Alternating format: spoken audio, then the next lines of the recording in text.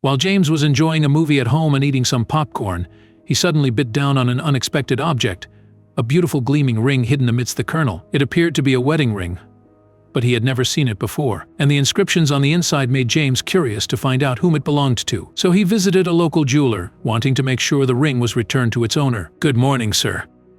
How can I help you today?" The jeweler, Mr. Wilson, greeted James as soon as he entered the shop the next day. He was the first customer of the day. James greeted him back with a smile and he said, "You're never going to believe what I'm here for," a chuckle escaping his lips. He told Mr. Wilson about the ring and how he had found it in a bag of popcorn. He left out the part where he had almost choked on it, and he enjoyed seeing how his eyes widened in disbelief. "Well, I have certainly never heard something like this before." "Could I see the ring, please?"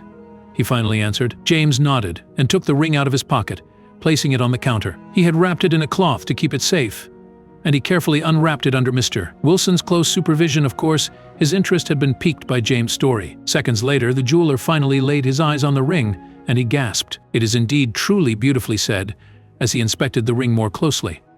"How could this ever have ended up in a popcorn bag?"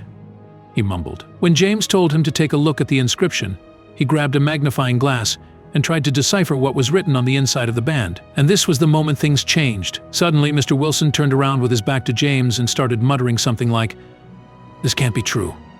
I cannot be seeing this right." He stood still for a few seconds, as if contemplating what he was going to do, and then he disappeared in the back office of his shop, leaving James alone and confused. "And sir, it's Mr. Wilson, right? Is everything all right?" he asked, but he received no response. He was at a loss of what to do. He didn't want to intrude and enter the back office without approval, but he did want that ring back. It may not really be his, but he was the one who found it, and he'd like to keep it until he found the owner. Both James and his wife, Sarah, had agreed that they wanted to return the ring to whomever it belonged to. However, there was still a lot they didn't know, and they would soon realize that their mission wouldn't be as easy to fulfill as they had thought. To the contrary, it would only cause them trouble. A lot of trouble. A few minutes later, Mr. Wilson returned to the shop and stood behind his desk, skeptically looking at James. James was relieved and thought he'd get the ring back and go home now, where he'd think of different ways to track down the ring's original owner, but that was not the case. Oh no, he wasn't going anywhere yet. "Oh, there you are. Could I have that ring back, please? I need to leave, I'm running late for an appointment," James told him. Of course, he had no appointment, but he just wanted to leave. However, Mr. Wilson shook his head and warily asked him, "Sir, I have some questions for you. Where did you say you found this ring?" James repeated the same story again, but Mr. Wilson didn't seem to believe him. "In a popcorn bag." "Are you sure about that?" he asked, raising one eyebrow in suspicion. "Yes, like I told you twice already. Now, I'd like the ring back. I'll find another jeweler to help me," James snapped, getting frustrated by the whole situation now. However, Mr. Wilson had other plans. "I'm sorry, sir, but I can't let you leave," he said. "Well, you can't make me say either." "Give me that ring now," James replied. His patience was running out, and he didn't like the jeweler's tone. Wasn't he the customer after all? Shouldn't he be treated with respect to his dismay? Things were only going to get worse from here. James noticed that Mr. Wilson was not holding the ring, and he also couldn't see it anywhere on the counter. He realized that the ring was still in the back office behind a locked door. Mr. Wilson noticed him looking at the door behind him, and he gave him a smug smile. "Yes, the ring is locked safely in my office, and the police are on their way." James' eyes grew wide in disbelief upon hearing this. "The police? Why on earth did you call the police?" he asked, unable to hide his surprise. "Come on, don't act like you don't know why. Do you really think I wouldn't catch on to you? I know what you're doing," the jeweler replied, now also raising his voice for the first time. James didn't understand what was happening, but he didn't have a good feeling about it. In a split second he decided, "Fuck that ring. I'm leaving," and he turned around, heading for the door. However, just as he was about to place his hand on the no, Mr. Wilson told him, "I wouldn't do that if I were you." A nod. "I haven't done anything wrong," James yelled back. He truly had no idea what the jeweler was on about, and he also didn't understand why he would possibly have needed to call the cops on him. However, it was too late for him now. Anyway, he heard the wailing sound of sirens in the distance, and they were only becoming louder and thus closer.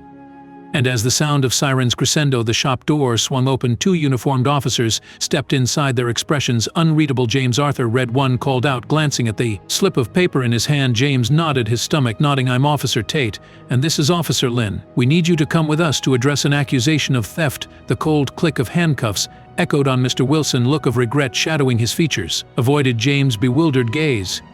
The surreal turn of events left James feeling as though he was a character in someone else's plot.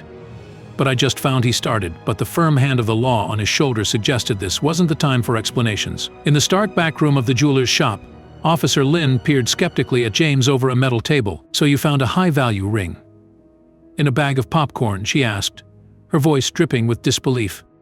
James recounted the story, how the sharp edge of the ring had pressed against his molar, how he had extracted it from the fluffy kernels. The officers exchanged a glance that needed no words, a glance that said, "We've heard better tales." James, hands cuffed, felt the weight of their doubt pressing down on him. The ring, so recently glittering amongst popcorn, now felt like a millstone around his neck. When Mr. Wilson's hands trembled slightly as he held up a photograph next to the ring, the resemblance was undeniable. "This ring," he began, his voice shaking, "matches the description of an item reported stolen just last week." James' protest was immediate.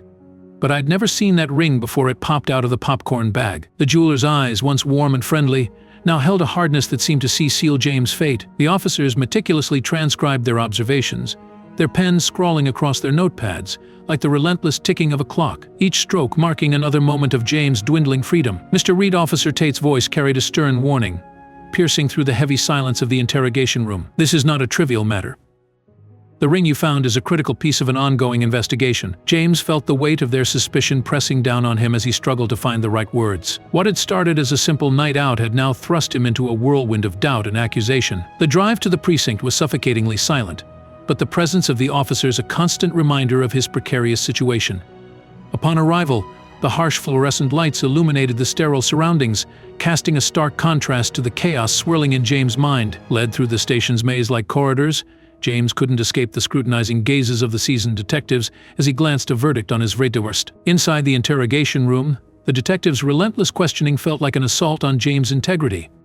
Detective Harlow's skepticism hung heavy in the air as he probed James' account of the ring's miraculous appearance. James recounted his story with unwavering resolve, but the detective's disbelief remained palpable. Despite his consistent retelling, the truth seemed to slip further from his grasp with each passing moment. The timeline charts and timelines adorned the walls, a visual representation of the detective's doubts. James clung to his alibi, the timestamps placing him innocently in the popcorn store, as his own lifeline in the sea of suspicion. But even as he stood by his truth, James knew it might not be enough to sway the scales of justice in his favor. Released on bail, James found himself thrust back into a world tainted by doubt and scrutiny. The whispers and sidelong glances of his neighbors served as constant reminders of the accusations that still lingered. As he and Zara grappled with the aftermath of the ordeal, their once peaceful home became a battleground of emotions. But amidst the chaos, they found solace in their unwavering each other. The turning point came with the revelation of security footage providing irrefutable evidence of James' innocence. With the judge's decisive ruling, James emerged from custody, his freedom restored, but his battle far from over. Determined to clear his name once and for all, James and Zara embarked on a quest for truth, piecing together fragments of information in search of exoneration. Their journey led them to a sprawl online forum where they discovered a network of individuals sharing eerily similar experiences of false accusations and mysterious discoveries. Through their collective efforts, James and Zara uncovered a pattern of deceit that stretched far beyond their own ordeal. Popcorn bags, it seemed, had become unwitting vessels for a nefarious scheme of theft and deception. However, with newfound allies and a growing body of evidence, James set out to expose the truth behind the elaborate ruse. Through surveillance and investigation, they traded the criminal operation back to its source, unraveling the intricate web of lies that had ensnared them. With the help of law enforcement, James orchestrated a sting operation that ultimately brought the perpetrators to justice. As the truth came to light, the community breathed a collective sigh of relief, and James found vindication in the faces of those who had doubted him. He and James' journey through the depths of suspicion and accusation had not only restored his innocence, but also exposed the dark underbelly of a criminal enterprise. And as he stood on the threshold of a new beginning, James knew that the strength of his character had carried him through the darkest of times.